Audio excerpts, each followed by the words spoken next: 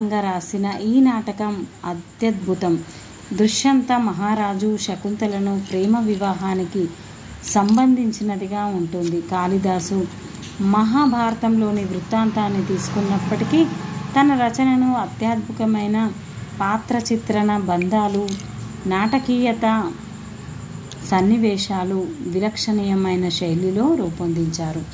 మరి శూద్రకుడు రచించిన మృచ్ఛకటికం చారుదత్తుడు, వసంతసేనల మధ్య ప్రేమ వృత్తాంతానికి సంబంధించింది. ఇందులోని పాత్రలు ఎంతో సహజంగా, సజీవంగా, అత్యద్భుతంగా చిత్రించబడ్డాయి. రెండవ చంద్రగుప్తుని కాలంలో అతని ఆస్థానంలో ఉన్న నవరత్నాలు అనే కవులు ప్రసిద్ధి చెందారు. మరి లేని వారెవరు, ఉన్నవారెవరు అని అడిగే ఛాన్సెస్ ఉన్నాయి. పై వారిలో ఎవరు చంద్రగుప్తుని కాలంలో, రెండవ చంద్రగుప్తుని కాలంలోని వారు అని అడిగితే మనం ఈ 8 మందిని గుర్తుపెట్టుకోవాలి. 9 మంది నవరత్నాలు కదా, 9 మంది.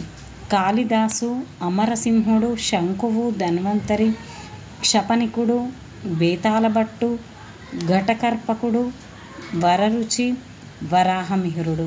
గుప్తుల కాలంలో భరత ధర్మశాస్త్రాలు తిరిగి రాయబడ్డాయి. న్యాయ స్మృతులైన నారద స్మృతి, కాత్యాయన స్మృతి, స్మృతులు కూడా ఈ కాలానికి చెందినవి. ఈ స్మృతులు మతపరమైన యజ్ఞయాగాదులు, ఆచార సాంప్రదాయాలు, పౌర జీవన నిబంధనలు, న్యాయ చట్టాలకు సంబంధించినవి. మరి బృహత్ సంహిత పద్య ఛందస్సుకు సంబంధించిన ఒక పెద్ద అధ్యాయం సంస్కృతంలోని, ప్రాకృతంలోని రాయబడి ఉంది. అయితే ఈ కాలంలో మహాభారతం కూడా తిరిగి రాయబడింది. మహాభారతం మూల గ్రంథం 24,000 పద్యాలను కలిగి ఉండగా తిరిగి రాయబడిన మహాభారతంలో 1,00,000 పద్యాలు రాయబడి ఉన్నాయి. నీతి కథలను, నిధిలాంటి పంచతంత్రం ఈ కాలంలోనే రాయబడింది. ప్రసిద్ధి చెందిన బౌద్ధ రచయితలైన వసుబంధుడు, దిగ్నాగుడు, బుద్ధపాలితుడు, భావ వివేకుడు ఎంతో గొప్ప రచనలు చేశారు. అంతకు పూర్వం రాయబడిన పురాణాలు కూడా తిరిగి రాయబడ్డవి.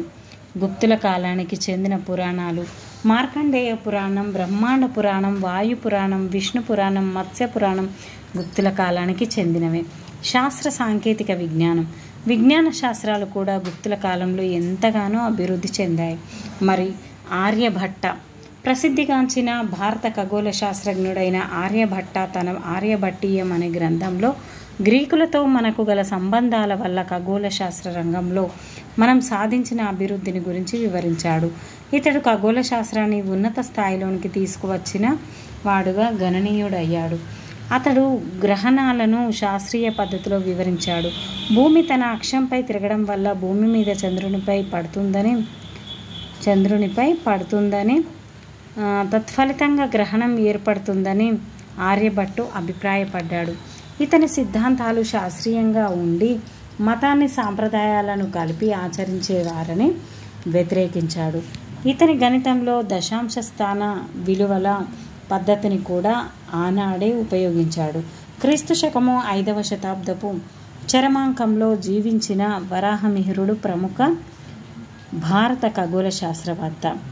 ఇతడు పంచ ఖగోళ విధానానికి సంబంధించిన పంచసిద్ధాంతిక అనే గ్రంథాన్ని రాశాడు. ఎవరు? వరాహమిహిరుడు పంచసిద్ధాంతిక.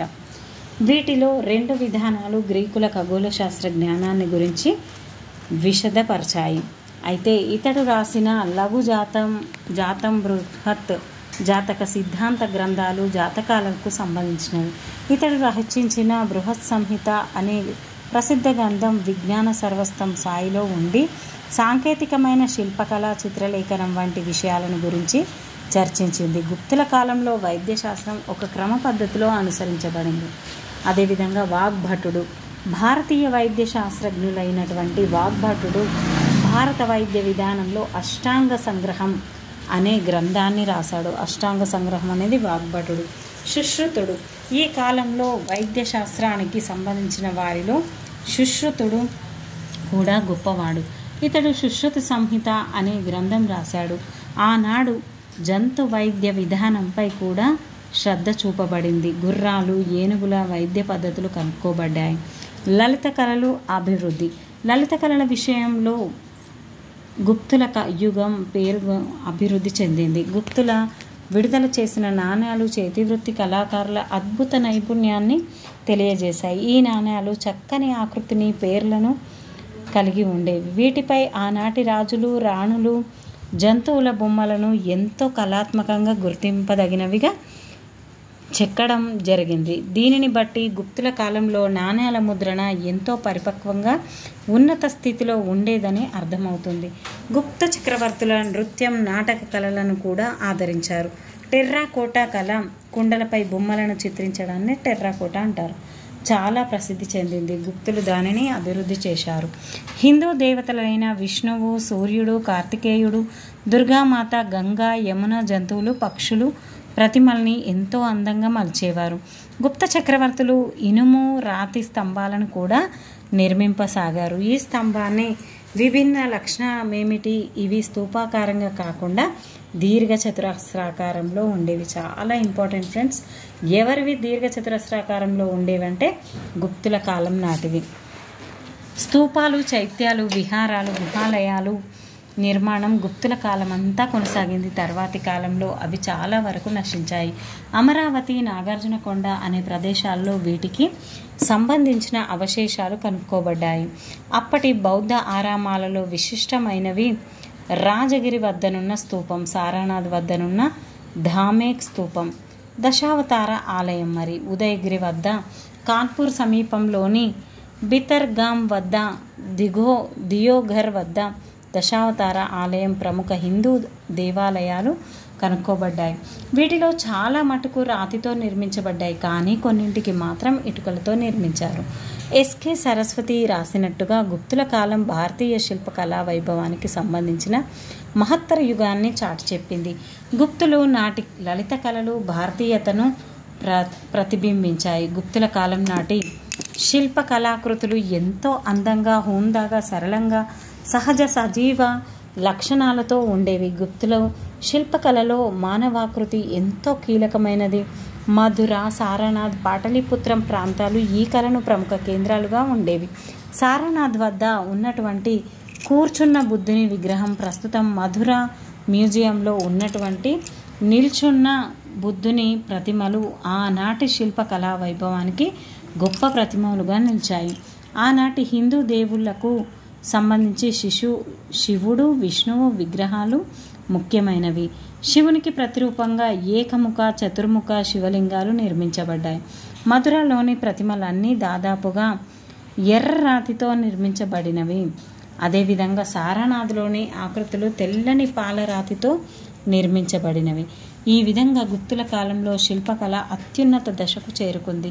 కుమారస్వామి చెప్పినట్టుగా గుప్తుల కళ ఒక సంపూర్ణమైన సాధారణ చక్రీయ ప్రక్రియలో కళాత్మక వికాసాన్ని పొంది అత్యున్నత దశను సూచించింది.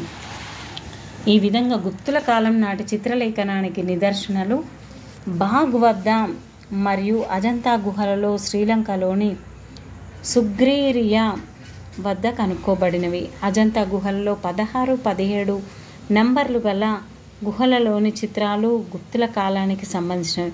వీటిలో తల్లి, బిడ్డ, కోతుల వేట దృశ్యం, రాజకుమారి చిత్రాలు ఎంతో గుర్తింపును పొందాయి. అయితే బాగు వద్దనున్న చిత్రాలు అజంతాలోని శిల్పకళకు కొనసాగింపుగా ప్రాతినిధ్యం వహిస్తాయి. ఈ విధంగా గుప్తుల కాలంలో చిత్రలేఖనం కూడా గుర్తింపబడిన ప్రగతిని సాధించింది. మరి గుప్తుల పతనం ఏ విధంగా అయిందంటే, స్కందగుప్తుని తర్వాత పురుగుప్తుడు కొద్ది కాలం మాత్రమే పరిపాలించాడు. అయినప్పటికీ గుప్తుల సార్వభౌమాధికారం పురుగుప్తుని కుమారుల ద్వారా కొనసాగించబడినదనే వారి రాజకీయ వారసత్వాన్ని సవాలు చేసిన ఆధారాలు స్పష్టంగా కనిపిస్తాయి. ఈ క్రమంలోనే 2వ చంద్రగుప్తుని క్రీస్తు శకము 474 వరకు పరిపాలించాడు. పురుగుప్తుని కుమారుడైన బుధగుప్తుడు క్రీస్తు శకము 477లో సింహాసనాన్ని అధిష్ఠించాడు. ఇతను క్రీస్తు శకము 500 సంవత్సరాల్లో చనిపోయి ఉండవచ్చు. జయనాథుడు, మహారాజ లక్ష్మణుడు తదితర సామంత రాజులు చక్రవర్తి సార్వభౌమాధికారాన్ని అంగీకరించలేదు. దక్షిణ ప్రాంతంలోని గుప్త సామ్రాజ్యాన్ని నరేంద్ర సేనుని నాయకత్వంలోని వాకాటకులు ఆక్రమించారు. ఈ కాలంలో హునుల దండయాత్రలు కూడా గుప్త సామ్రాజ్య పతనానికి ఒక కారణం. ఈ కారణాలన్నింటి వల్ల అతిపెద్దదైన గుప్త సామ్రాజ్యం చిన్న చిన్న ముక్కలుగా స్వతంత్ర ఉపరాజ్యాలుగా చీలిపోయింది. బుధగుప్తుని మరణానంతరం గుప్త వంశం పతనమైనందున అతని తర్వాత వచ్చినటువంటి రాజుల పేర్లు నిర్దిష్టంగా తెలియలేదు. ఆ తర్వాత తోరమానుని నాయకత్వంలో హునులు పంజాబు, పశ్చిమ భారతదేశంలో పెద్ద భూభాగాన్ని ఎరాస్వరకు జయించారు. ఈ విధంగా గుప్త పాలకులలో చివరివాడు నరసింహగుప్తుడు, కుమారగుప్తుడు, విష్ణుగుప్తుడు అయితే ఆనాడు రాజ్యంలో వీరు అధికారం నామమాత్రంగానే ఉండేది. క్రీస్తు శకము 7వ శతాబ్దం నాటి హర్షవర్ధనుని పరిపాలనకు సంబంధించిన చరిత్రను తెలుసుకోవడానికి చాలా కీలకమైన ఆధారాలు బాణభట్టు రాసిన హర్ష చరిత్ర, హుయన్సాంగ్ రాసిన సియూకి, చైనీయుల అధికారిక చారిత్రక పత్రాలు, రెండవ పులకేషి ఐహోల్ శాసనం ఇంకా ఇతర శాసనాల ద్వారా మనకు తెలుస్తుంది. ఒక్కసారి చూడండి, బాణభట్టు హర్ష చరిత్ర, హుయన్సాంగ్ రాసిన సియూకి, చైనీయులు అధికారిక చారిత్రక పత్రాలు, రెండవ పులకేషి ఐహోల్ శాసనం ఇంకా ఇతర శాసనాల ద్వారా అతని గురించి మనకి తెలుస్తుంది. మరి పుష్యభూతి వంశం ఆ తర్వాత వచ్చింది ఫ్రెండ్స్. దాని గురించి మనం తర్వాత తెలుసుకుందాం. Thank you friends. Thank you everyone. Keep smiling. Please like, share, subscribe my channel.